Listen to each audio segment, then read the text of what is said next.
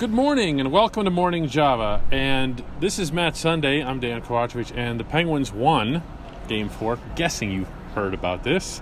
And boy, did they play a complete game, especially defensively, didn't they? Yeah, they sure did. I wasn't in the post-game press conference, but it sure sounded to me like it was probably a game where Mike Sullivan said something along the lines of they played with guts in the third period. You know, I thought that defensively the Penguins, first of all, they only gave up the one odd man break. Okay, now they did have a couple of ugly giveaways, especially in the second period there. Letang had one. At the same time, they stayed in front of the puck. That's the term that Sullivan uses all the time. Front the puck, front the man. Sure, we saw Jake Guentzel with the block.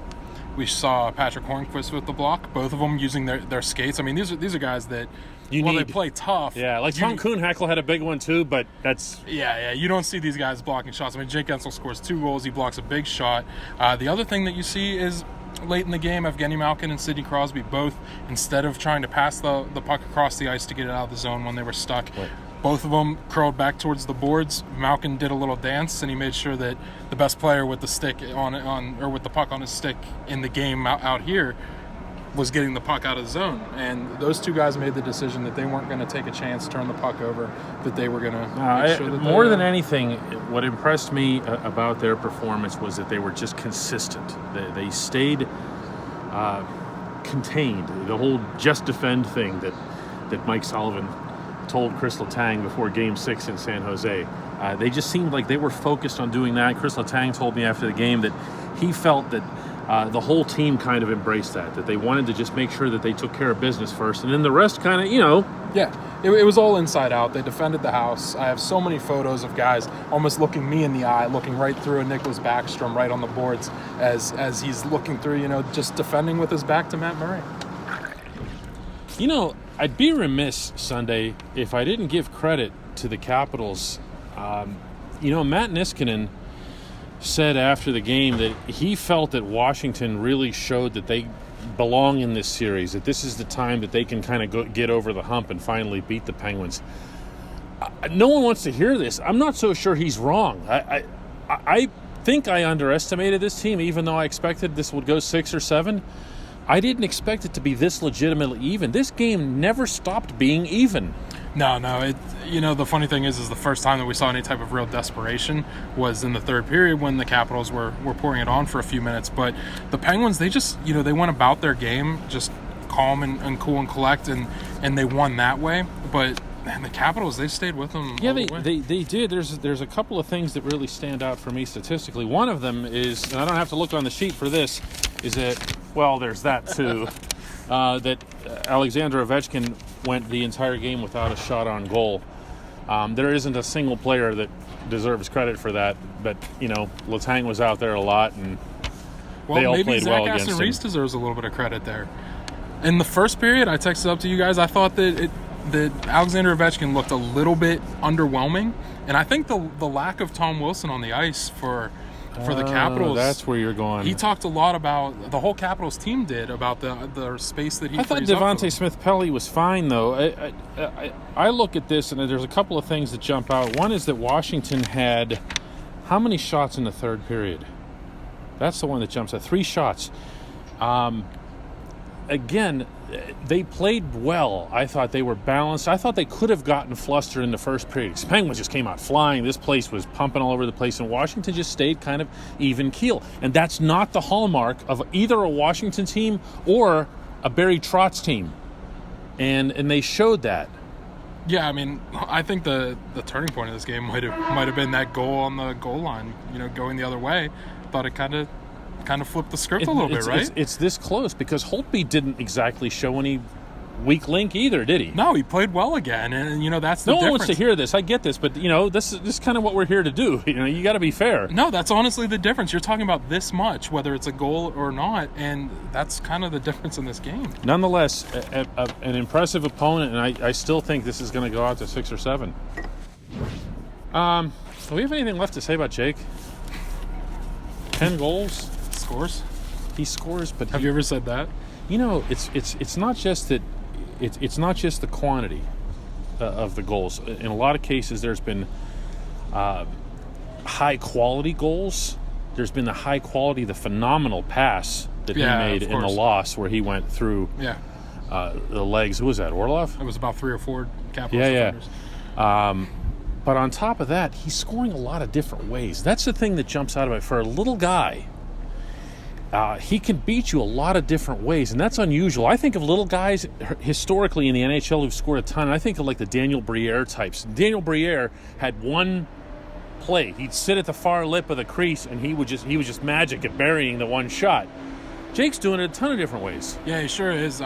It's an unfair comparison, but the things that he does and the diversity that he does them in, he honestly reminds me a lot of Sidney Crosby on the ice. And I know that we've talked about the chemistry and that the way that they see the game is similar, but the way that he plays at the side of the crease and the side of the net, it's just so impressive. The only other player in the league that I can think of that does some of the stuff that he's doing there is 87. And we saw that with the first goal where he's just patient. And he lets 12 and he lets 87 do some of their stuff.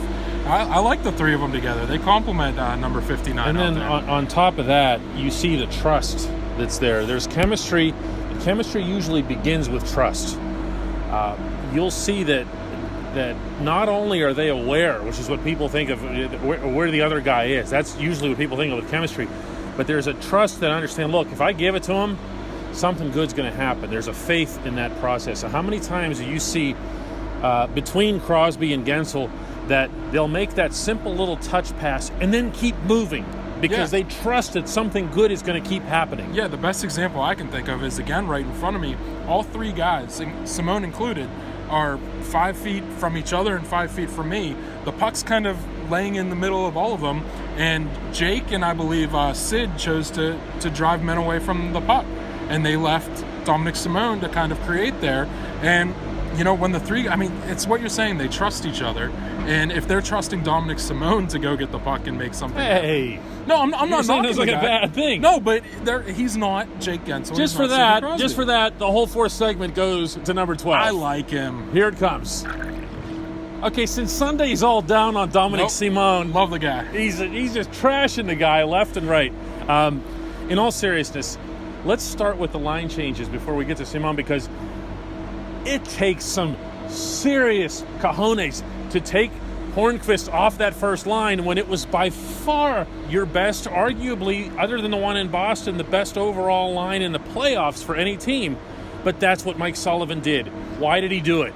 Because he plays well with those guys. We saw it earlier in the regular season. You're talking about Simone now? Yeah, I'm talking about Simone. I like the guy. He plays well with Sid. He's okay. He's about. I don't think that's why he made the move though Sunday. No, I don't either. I think it was to create depth and spread Hornqvist out. And specifically, I think that he felt that, look, I don't have 4 lines going. I don't have 3 lines going. I don't even have 2 lines going. But here's what I have. I have Evgeny Malkin.